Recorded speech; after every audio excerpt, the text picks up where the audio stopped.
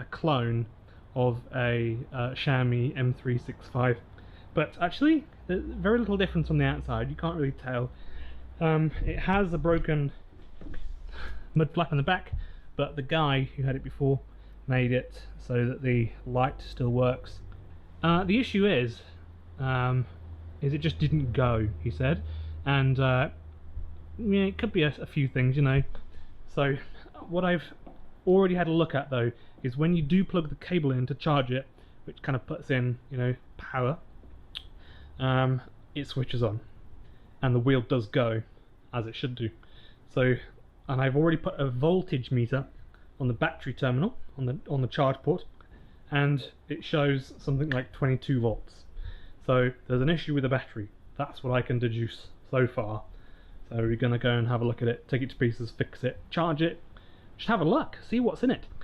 This is, if you're wondering, can you see that? The XCT V385. So otherwise known as the XCT85 scooter. It's the same, honestly. It feels and looks the same as the M365. And of course, they pretty much just share the same parts bin, honestly. The whole thing's the same. The good thing is though, this one has the equivalent of the Pro screen. So it tells you how fast you're going. I think it will almost certainly have Hall sensors on this too, but not necessarily, but it probably does. So look, as you can see, it doesn't turn on. You can try turning it on, nothing happens. Bell works fine, the throttle works good, brakes work good, the rest of it is fine. It has, I don't think they're standard because the back tyre is in reverse.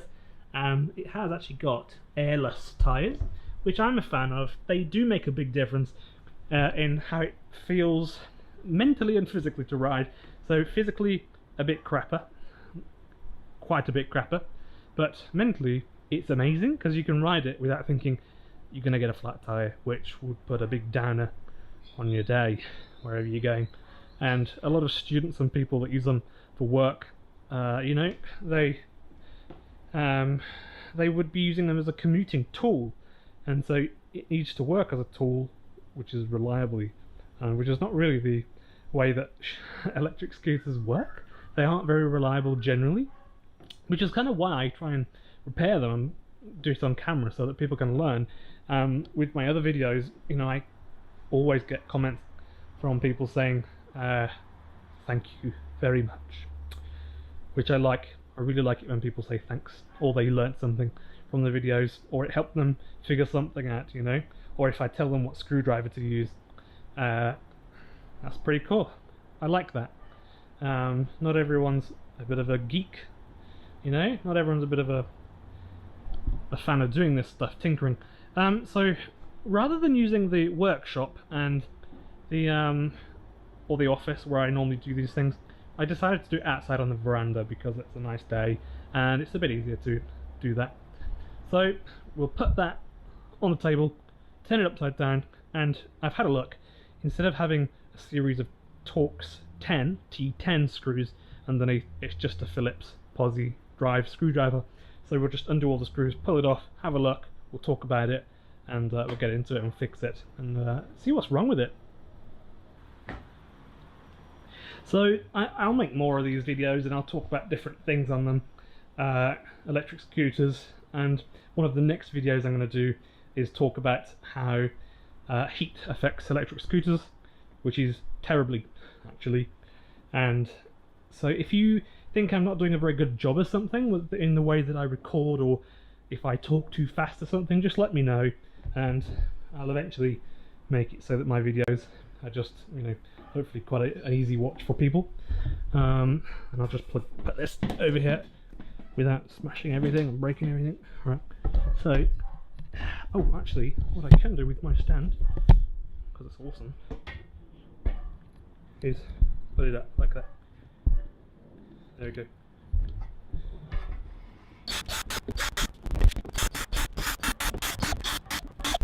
Right, I'm ready. Boom, here we go. So this looks very different to a regular Xiaomi. So this controller here is very different, that's for sure. And the wiring looks alright, you know, it's got alright connectors. It all looks neat-ish. It's all done alright. Battery seems alright. I'm going to stick in multimeter, see what voltage we get, and just see what's happening. I'll just set you up there. Apparently it's showing 32 volts now. Can you see that? 32 volts. Something's not right. We'll go into it. That's a very useful tip, I reckon. If you're going to buy a scooter and you want to make sure the battery's in good condition or it holds charge, or if you're buying a scooter and you're not sure what the issue is, you're buying it broken and you're going to give it a go at fixing it, if you want to make sure it's not the battery that's broken, or at least the battery's there and that it's got a correct amount of charge in it, stick a multimeter in there, see what you get. The middle pin is the live pin. The outer connection in there is the negative, so you just need to remember that. Yeah, Torx bits in this, okay, no worries, I can do that. Not a problem.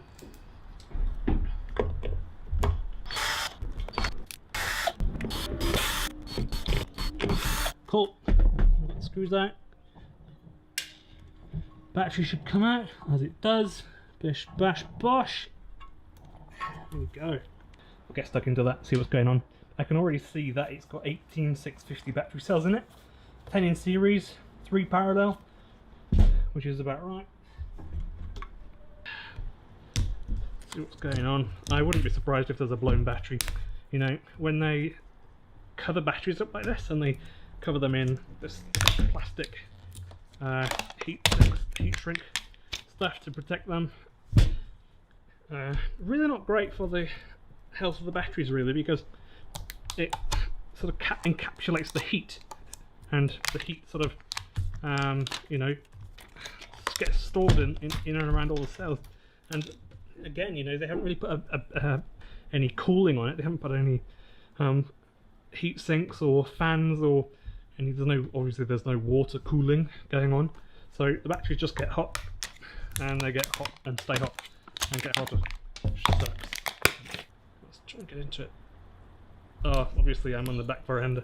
I don't have all my tools in arm's length, but what I'm doing is just looking. I'm going to take off all this, and we will have a look for any loose connections, any burnt bits, anything that looks odd, and then I'll go through every battery and test. Straight away, I mean, I probably just pulled that off, but there's a wire here that goes through here and it pokes out there, and that's not soldered to anything, so that would have gone there, but that would just be for balancing. That wouldn't be actually for charging. That would just be for the balancing part of the charging, you know, so not really. Oh, I've done it again, so I'm pretty sure I'm just breaking wires here. Cool. But again, oh, can we do a third one? Ah, Jesus. I've played with batteries a lot, you know, and I can tell you for sure they're really dangerous and they go wrong, so always think about, is it going to go wrong? Is there going to be a spark or a fire? Where are you doing it? So if you're going to do this, don't just do it in your bedroom and think you can throw a pot of water on it and that'll fix the fire. Have a think, do a bit of research, speak to any electrician you've got in your family or your friends, and you'll probably be fine. But you've just got to be safe. The option's not there. It's a non-negotiable. If you're going to play around with batteries, even for a bit of fun, you know, it's got to be done safely. You don't have a choice. All the connections look fine. Obviously, I have to solder on these little connections here on these dodgy wires. I don't see any issues with the connections, so it is maybe going to be. I mean, I can't see all these connections, so who knows? But it might be that there's just a broken cell. You know, who knows? But we'll get to that when we do. Anyway, I'll strip all this down and I'll come back. So what I'll do first is I'll show you the issue. So here is the light, it's green currently, and I can't show you. Basically, when it was plugged in before, it would go from green to red, saying it was charging, and then after literally 3 seconds, it would realise there's an issue, and it can't charge, and it would flash red and green really fast. So it'd be alerting you there's an issue. So a 36 volt battery, when it's dead, should be, well, instantly. I've just realised I can feel that battery's really hot, so there's an issue. We'll get into that. Yeah, so it should be between 30 and 42. When they're fully charged, the whole battery will be 42 volts. So, can you see that? You can't really see that, can you? But what I'll do is I'll put this here, like that. Can you see that? So that's not the best lighting. I'll have to move you actually. We need a plug. Plug it over there.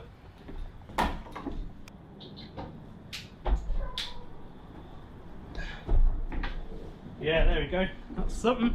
So if I put that there, is that any better? Should be. Yeah, that's alright. Cool. So we'll check the voltage on the battery and we'll see what it is. So there you go, you can see that. Always do negative first.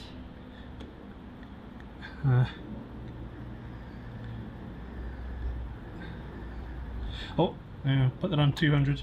I set it on 20. I wondered why it came up with 1, but it's because I'm checking over 20 volts. So 200 is the correct one. So it's showing 25 volts. Yeah, 25. I don't know why it keeps flickering around like that, but that's not normal. But 24 volts, 24, 25, something. That's for sure.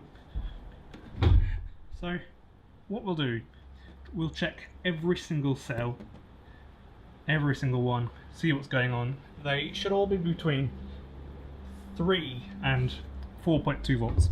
They're probably all going to be different or somewhere different because they'll have worn down at different rates probably. But we'll check them. So 3.8 something, that's alright. One below, 3.8 something, that's fine. What's that one? This next one across, 3.8 something. Next one under that, 3.8 something. These ones are good, nice and consistent. 3.7, 3.8. Yeah, that's fine. This next one, what's going on? Yeah, 3.8 again. Oh, these are looking bloody good.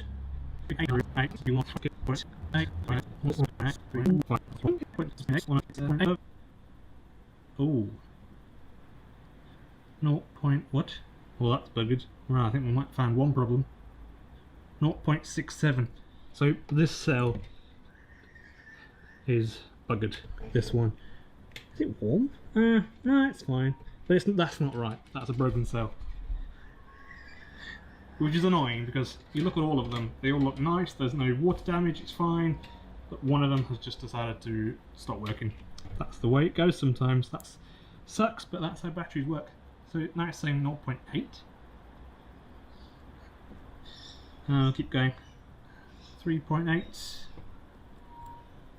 3.8.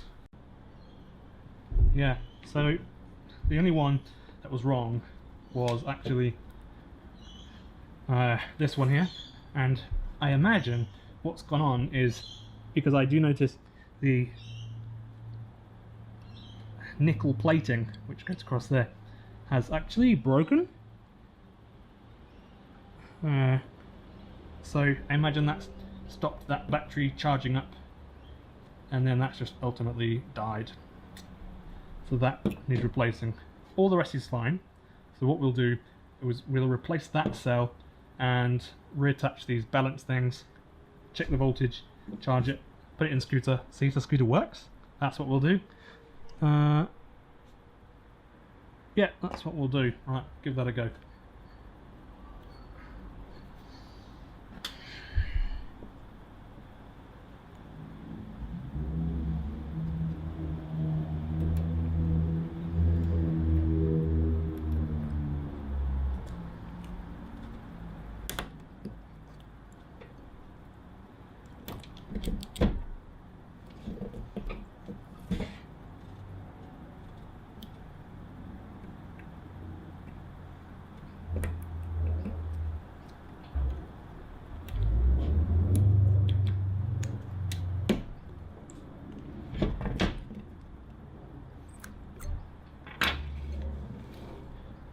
Yeah, that's feeling warm, and yeah, it's as if the other connector, the nickel plating as it's sat across the top, has split.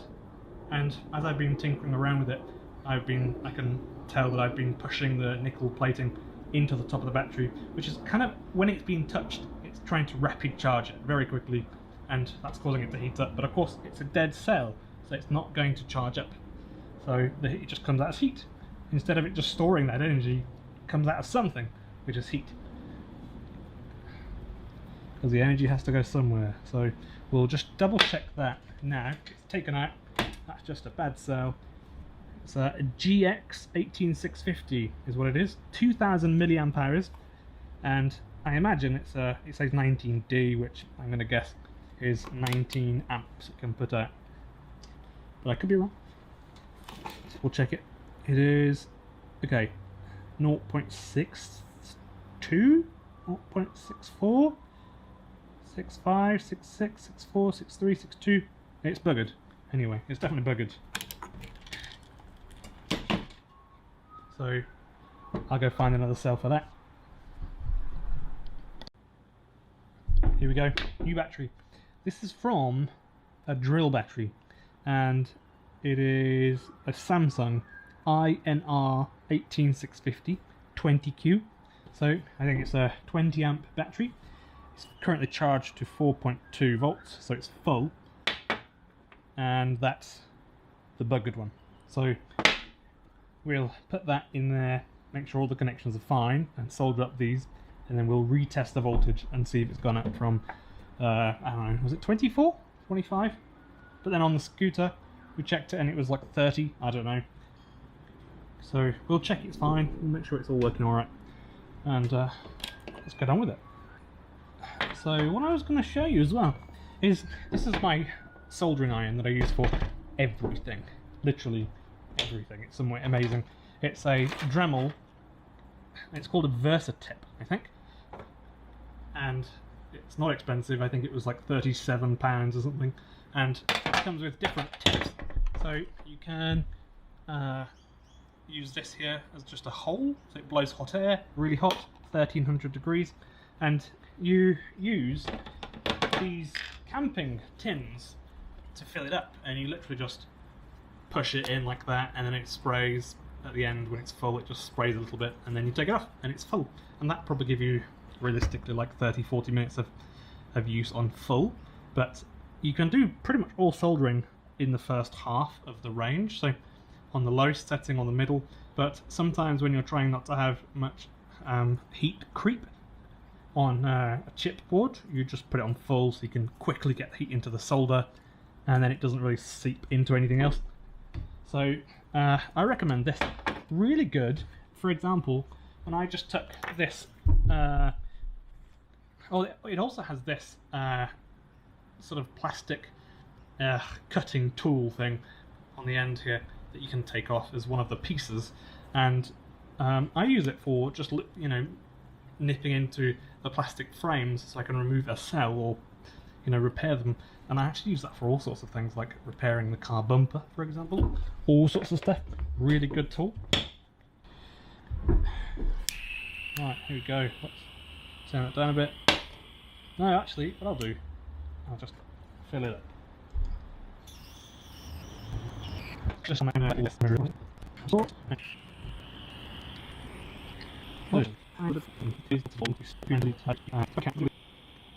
if you're having an issue with getting the solder to stick to the battery tips, then just scratch this surface of the battery on the ends, on the terminals, and you can also get solder cream, solder paste, whatever you call it, and that works really well at just making sure things bond together like solder.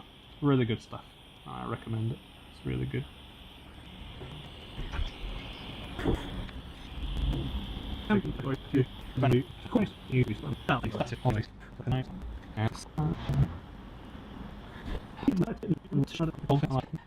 And this is a gift from my brother. It's a tool to take the end of wires off. The stripping, I don't really call it stripping tool. I used to always use, you know, like pliers, like the ends of pliers here, and just pull the end of the wires off. But these are actually just awesome. And just put the wire in the end, squeeze it, pull the end of the wire off. Bada bing, bada boom. Works great.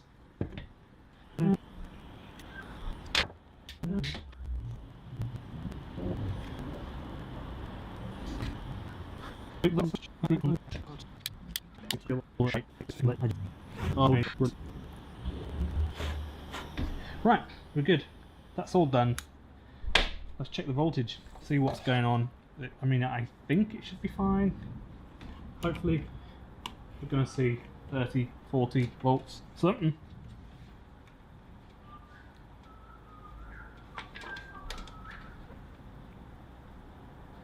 $40 volts, 42 volts.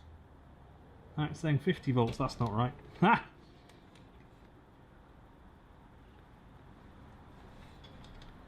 Let's have a look.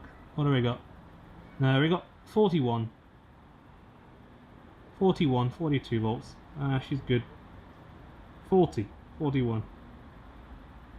40 volts. So she should be fine. Honestly, she should be fixed. Now, a little trick, what I like to do is spray silicone spray all over my batteries. Just not the stuff you put, not tire shine, not for your car wheels, not that stuff, but silicone spray, which is otherwise known as PTFE spray. So you can spray it on things electrical, like literally directly onto a chipboard, and I wouldn't do it on a computer, but I reckon you technically could. It just keeps things waterproof, which is a great thing. PTFE spray or silicone spray, it's only $5 or $10, depends where you are, and it's brilliant stuff. Really good as a lubricant for lots of things, but also really good for just keeping things waterproof. It's really good, and it doesn't leave a residue, so when you spray it and leave it to dry, you can't even really tell it's on, but it keeps things waterproof. It's brilliant.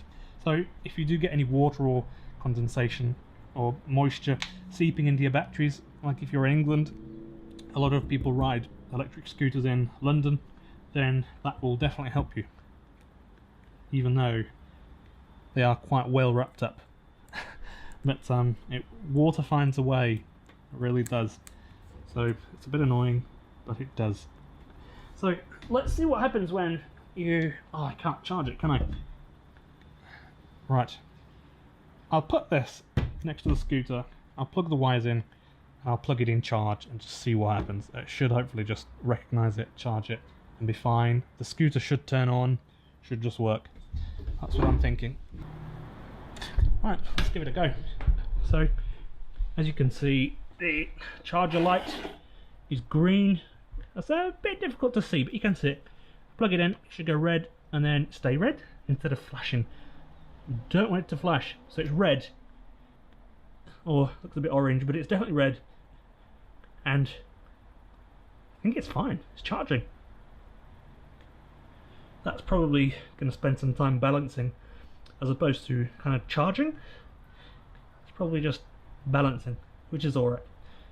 And I'll take that out, so like that. I'll plug in this and we'll just turn the scooter on, see if it actually works. It just works, you know. Put that in. Press the button. Does it work? Do we press it once?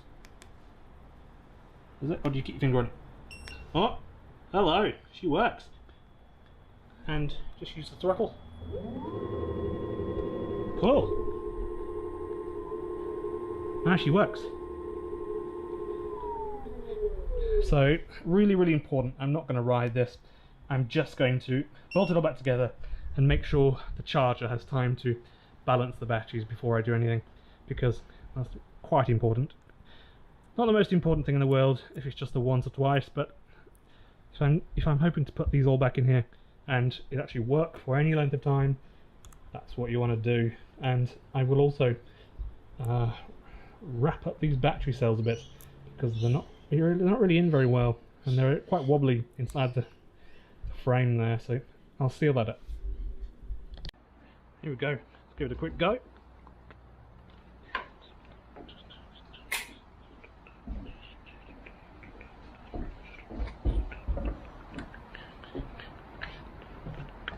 Of course it rained a little bit, but not much.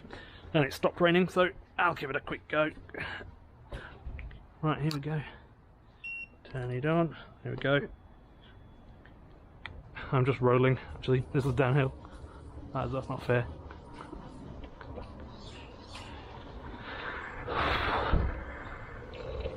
Ooh. Ooh. There we go. Working lovely.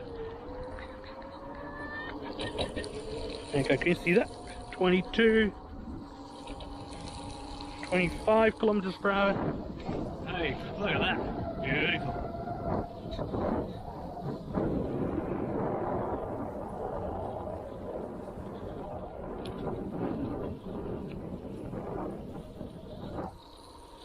Well, she's doing alright.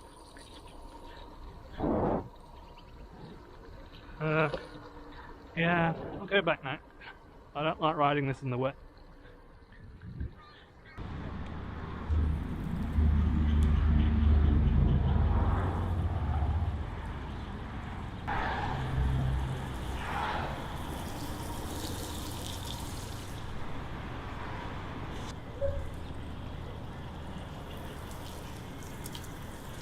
There you go. And for those of you that want to know, this is the spray that I use. It's silicone spray lubricant. That's the one. So I just used it as well to spray on the throttle, just in and around all the cracks, just like soak it. And of course it's fine with all the electric stuff, but it just makes everything work really well. So recommend that.